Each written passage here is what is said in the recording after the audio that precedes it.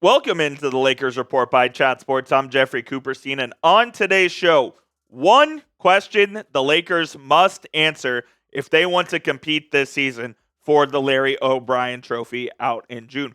We will answer that one question here on today's show, but before we do, I need to ask you guys to hit that subscribe button right now. We are so close to 55,000 subs here on the channel. We've been having a great time lately in Lakerland, and hopefully you guys will be having a good time with us as well. We're about 250 subs away. So if you could help us out, hit that sub button. It's youtube.com/LakersTV, covering all of the latest Lakers news and rumors, analysis, stuff from games and whatnot. So please stay locked in and let's have some fun.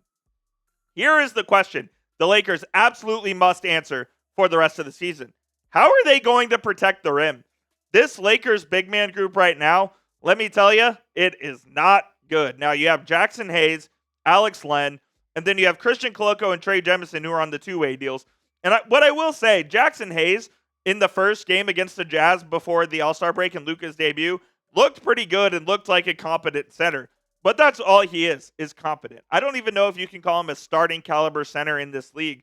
So this team is really thin there, and what's clear is none of them are legitimate rim protectors. None of them are going up and getting 1.5 to 2 blocks a night. They're not rebounding 9-10 boards a game. So the Lakers really have a lack of rim protection on this team, and they're going to have to find a way to circumvent that and turn a weakness into a strength. How do they do that? We'll talk about that here in a minute. But let's get into some interior defensive stats here.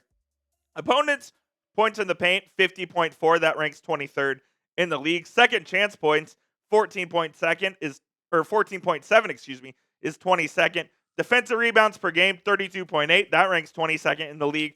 And then defensive rebounding percentage is 19th. So all of these kind of sitting in the lower middle tier of the NBA right now. And without Anthony Davis, who is one of the best rim protectors in the NBA, those numbers are only going to get worse. The Lakers are going to have to find different ways to defend, to win, to try to, there's more than one way to skin a cat. Well, the Lakers and JJ Redick are going to be looking at all sorts of avenues as to how they can win basketball games their style. And when you look at the Western Conference standings, the Lakers sit here at 5th in the West, 2 games above their fellow counterparts in Los Angeles, the Clippers, but the Timberwolves and the Mavericks aren't too far behind them, currently sitting in the play-in. So if the Lakers are wanting to sustain that top 6 seed, they're going to have to find a way to get some stops. And I'm not saying it has to be with rim protection, but they don't match up well with a lot of the teams up in the upper echelon of the West, given all of the big men that are there. The West is loaded with talented big men, and the Lakers just got rid of theirs in Anthony Davis for Luka. Now, obviously, they got the better player in the trade, so no one is going to be complaining from the Lakers' standpoint there. But when you look at the notable big men in the West, you're looking at Chet Holmgren and Isaiah Hartenstein with the Thunder. Obviously, the Nuggets have Jokic, who's the best player in the league. Jaren Jackson, one of the best defenders in the NBA. Alperen Şengün, an emerging superstar. Rudy Gobert, you say what you will about him, been doing it in the league for a long time. Anthony Davis, not healthy for the Mavericks, but if he is, he's one of the better big men. Sabonis is a rebound machine. And then you have Victor Wembanyama with the San Antonio Spurs. The Lakers don't have anybody to match up with anyone on your screen right now. And the reality of it is this. The Lakers will eventually get a center this offseason, but not landing Mark Williams really hurt the Lakers' potential to go win the Larry O'Brien Trophy and go win the NBA title this season. That was a perfect trade for the Lakers that they executed to go get a lob threat to play with Luka and LeBron, who can also grab some boards and protect the rim a little bit. It was the perfect deal, and the fact that it got rescinded was extremely unfortunate for the Lakers.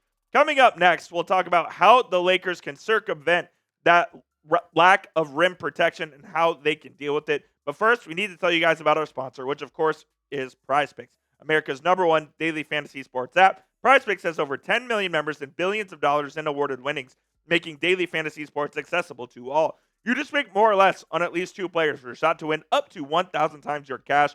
Run your game all season long on PrizePicks. The second half of the basketball season starts tomorrow with the Lakers, and you can get some real money action in with our friends over at PrizePicks. They give you that real money action in over 30 states, including California, Georgia, Texas, and Florida. and they put their members first, so all withdrawals are fast, safe, and secure. When my picks hit, I can get my money in as quick as 15 minutes. Like I said, the Lakers begin the second half of play tomorrow, and I'm going to take the more on LeBron James points. He sat out the All-Star game to prepare for this one, so hopefully he can get more than 24 against the Charlotte Hornets. And I took the more on Chris Paul, 7.5 assists against the Phoenix Suns there on Thursday. So you can copy my picks, or you can make picks of your own. Just please make sure you do it with our friends over at PrizePicks. Download the PrizePicks app today and use code CLNS to get a $50 bonus when you play your first $5 lineup. You don't even need to win to receive that bonus. It is guaranteed. Again, download the app, use code CLNS to get a $50 bonus when you play your first $5 lineup.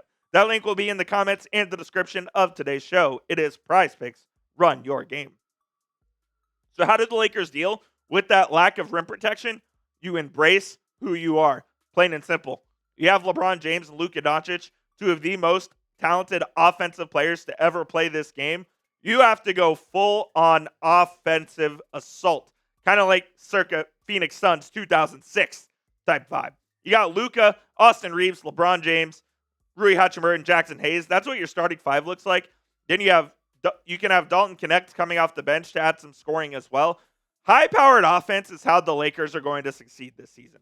Otherwise, I don't see a path for them winning the West and getting to the NBA Finals.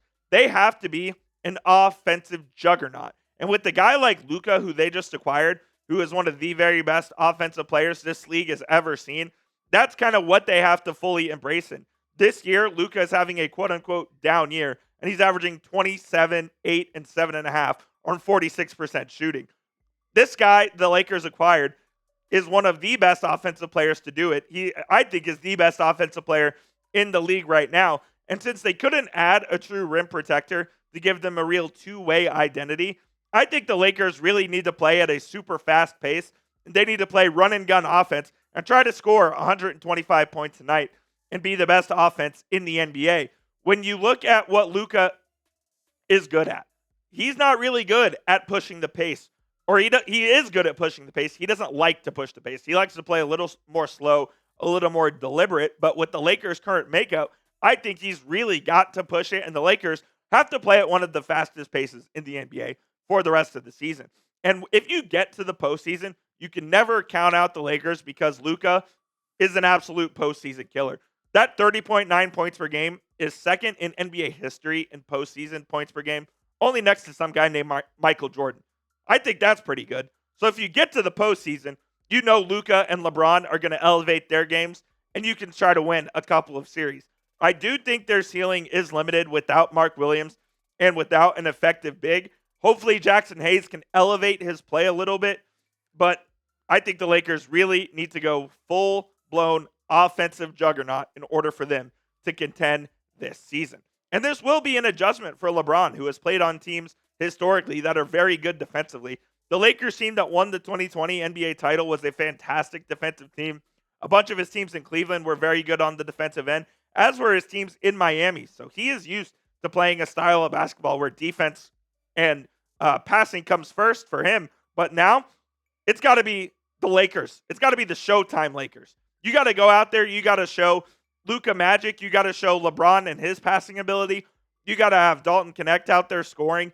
I think the Lakers have to score close to 125 points a game for them to really contend this year. And I do have faith that they will make it work. I think JJ Redick is a really smart guy, a really smart head coach who is capable of adjustments, and he will adjust on the fly to what this Lakers team needs. Now, it may frustrate him that they aren't going to play a lot of defense, but if you know that going in and you try to compensate for that on the offensive end, as Jason Kidd said when Luka wasn't playing a lot of defense, your best defense is your offense, and that's kind of what the Lakers have to do here for the rest of the 24-25 season. I want to ask you before we get on out of here, how far can Luka take the Lakers this season?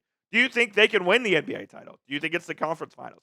Is it the second round? Let me know what you guys think down there in the comments. And that will do it for today's Lakers Report. Appreciate you guys tuning into today's show. Once again, hit that subscribe button. Help us get to 55,000 subscribers at youtube.com/LakersTV. And we'll see you soon here on the channel.